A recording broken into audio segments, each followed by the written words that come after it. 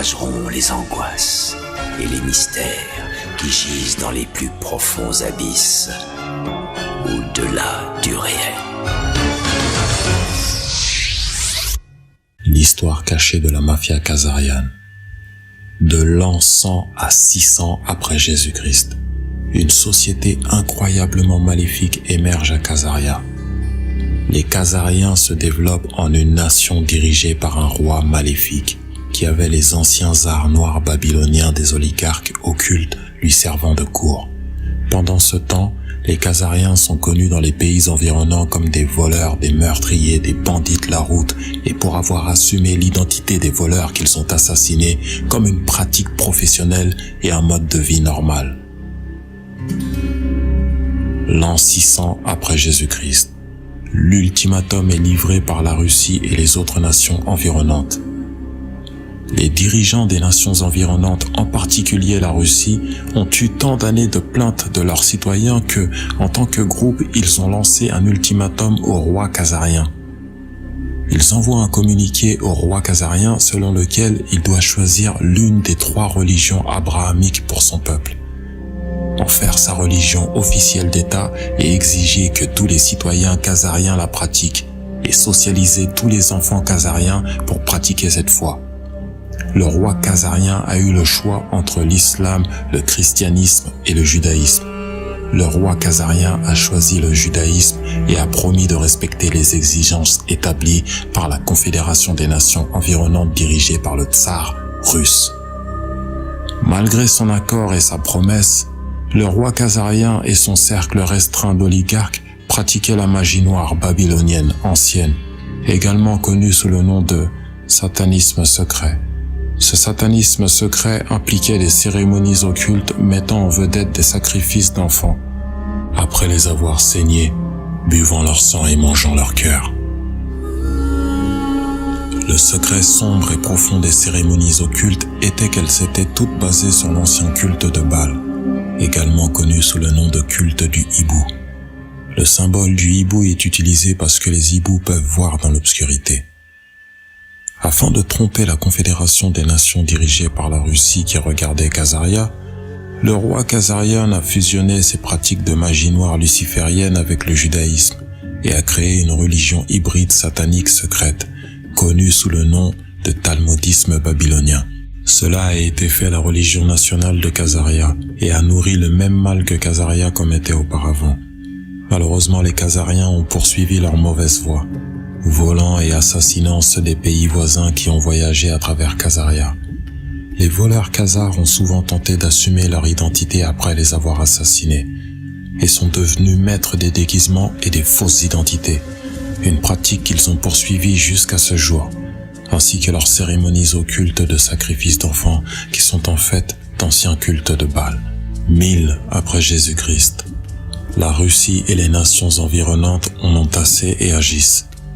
Vers 1000 après Jésus-Christ, les Russes ont dirigé un groupe de nations autour de Khazaria et l'ont envahi, afin de mettre fin aux crimes khazariens contre leur peuple, qui comprenait l'enlèvement de leurs jeunes enfants et de leurs nourrissons pour leur cérémonie de sacrifice par le sang à Baal.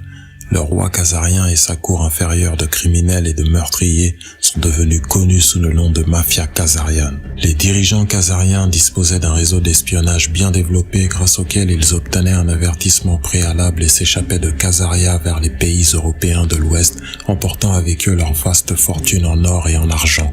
Ils se sont mis bas et se sont regroupés tout en assumant de nouvelles identités. En secret, ils ont continué leur rituel de sang et de sacrifice d'enfants sataniques et ont fait confiance à Baal pour leur donner le monde entier et toutes ses richesses, comme ils ont prétendu qu'il le leur avait promis, tant qu'ils saignaient et sacrifiaient des enfants et des nourrissons pour lui. Le roi khazarien et sa mafia de cour ont comploté la vengeance éternelle contre les Russes et les nations environnantes, qui ont envahi Khazaria et les ont chassés du pouvoir. La mafia khazare envahit l'Angleterre après avoir été expulsée pendant des centaines d'années. Pour accomplir leur invasion, ils ont engagé Olivier Cromwell pour assassiner le roi Charles I et rendre l'Angleterre sûre pour les opérations bancaires. Cela a engendré les guerres civiles anglaises qui ont fait rage pendant près d'une décennie, entraînant un régicide de la famille royale et des centaines de véritables noblesses anglaises.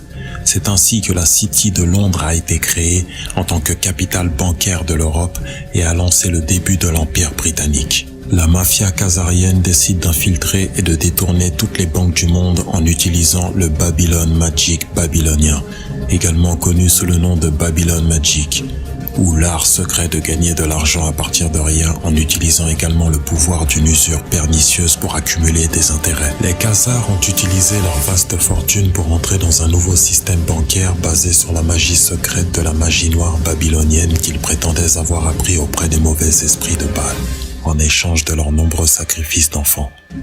Cette magie de l'argent babylonienne impliquait la soustation des certificats de crédit papier pour des dépôts d'or et d'argent, qui permettait aux voyageurs de voyager avec leur argent sous une forme qui leur offrait un remplacement facile en cas de perte ou de vol des certificats. Il est intéressant de voir comment le problème même qui a été déclenché par les Khazariens a également trouvé une solution. Finalement, le roi khazarien et sa petite cour environnante ont infiltré l'Allemagne avec un groupe qui a choisi le nom les Boers pour les représenter et continuer leur système de mal propulsé par Baal. Les Boers du bouclier rouge qui représentaient leur sacrifice secret d'enfants à base de sang ont changé leur nom en Rothschild, alias enfant du rocher, Satan. Les armoiries de Rothschild contiennent un point fermé avec 5 flèches symbolisant les 5 dynasties établies par les 5 fils de Mayer Rothschild, en référence au psaume 127. Comme les flèches entre les mains d'un guerrier, les enfants de la jeunesse le sont aussi. La devise de la famille apparaît sous le bouclier. Concordia Integritas Industria. Unité, intégrité, industrie. Les Rothschild s'infiltrent et détournent la British Bank, puis détournent toute la nation d'Angleterre. Boer Rothschild a eu 5 fils qui se sont infiltrés et ont repris les services bancaires européens et le système bancaire central de la ville de Londres par le biais de diverses opérations secrètes astucieuses, y compris un faux rapport sur la victoire de Napoléon contre les Britanniques, alors qu'il a en fait perdu. Cela a permis aux Rothschild d'utiliser la fraude et la tromperie pour voler la richesse de la noblesse anglaise et de la gentry terrienne, qui avait fait des investissements commerciaux avec les institutions bancaires de la City de Londres. Les Rothschild ont mis en place un système bancaire privé spécialisé dans la fabrication de fausses monnaies à partir de rien, facturant une usure pernicieuse au peuple britannique en utilisant ce qui aurait dû être son propre argent. C'est l'art noir de la magie babylonienne. Ils ont affirmé aux initiés qu'une telle technologie et un pouvoir financier secret leur avaient été fournis par Baal en raison de la fréquente hémorragie des enfants et des sacrifices de rituels. Une fois qu'ils ont infiltré et détourné le système bancaire britannique, ils se sont croisés avec les royales britanniques et ont infiltré et complètement détourné toute l'Angleterre et toutes ses principales institutions. Certains experts estiment que les Rothschild ont génocidé les membres de la famille royale en organisant des élevages illicites et adultères gérés secrètement avec leurs propres hommes khazars afin de remplacer les royales par leurs propres prétendants au trône.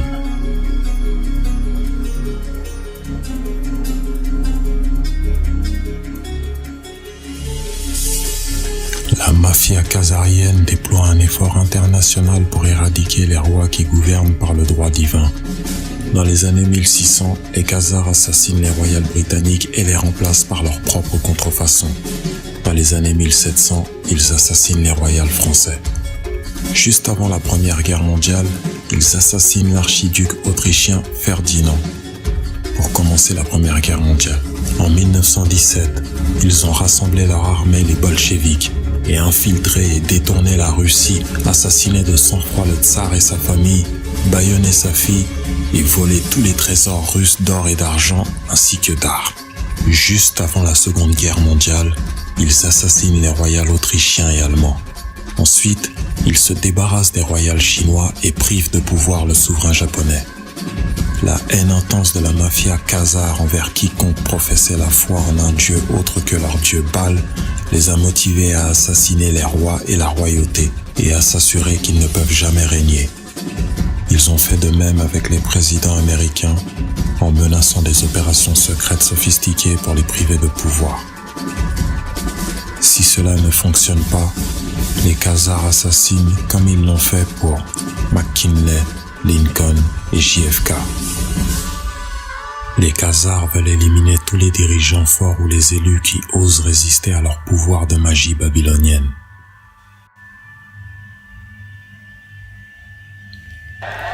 Les Rothschild créent un trafic international de stupéfiants pour le compte des Khazars. Les Rothschild dirigèrent alors secrètement l'Empire britannique et élaborèrent un plan diabolique pour récupérer les vastes quantités d'or et d'argent que les Britanniques avaient payé à la Chine pour sa soie et ses épices de haute qualité qui n'étaient disponibles nulle part ailleurs. Les Rothschild, par le biais de leur réseau d'espionnage international, avaient entendu parler de l'opium turc et de ses caractéristiques créatrices d'habitude. Ils ont déployé une opération secrète pour acheter de l'opium turc et le revendre en Chine, infectant des millions de personnes avec une mauvaise habitude d'opium qui a ramené de l'or et de l'argent dans les coffres de Rothschild, mais pas au peuple britannique. L'argent que les Rothschild ont gagné de la vente d'opium était si vaste qu'ils sont devenus encore plus dépendants de l'argent facile que les toxicomanes aux opiacés ne l'étaient. Les Rothschild ont été la source de financement derrière la création des colonies américaines, en incorporant la compagnie de la baie d'Hudson et d'autres sociétés commerciales pour exploiter le nouveau monde des Amériques. Ce sont les Rothschild qui ont ordonné l'extermination massive et le génocide des peuples indigènes d'Amérique du Nord pour permettre l'exploitation des vastes ressources naturelles du continent. Les Rothschild ont également suivi le même modèle commercial dans les Caraïbes et dans le sous-continent asiatique de l'Inde, entraînant le meurtre de millions de personnes innocentes. Les Rothschild lancent la traite négrière internationale, une entreprise qui considérait ces humains kidnappés comme de simples animaux. Une vision que les Khazariens imposaient à toutes les personnes du monde qui ne faisaient pas partie de leur cercle diabolique.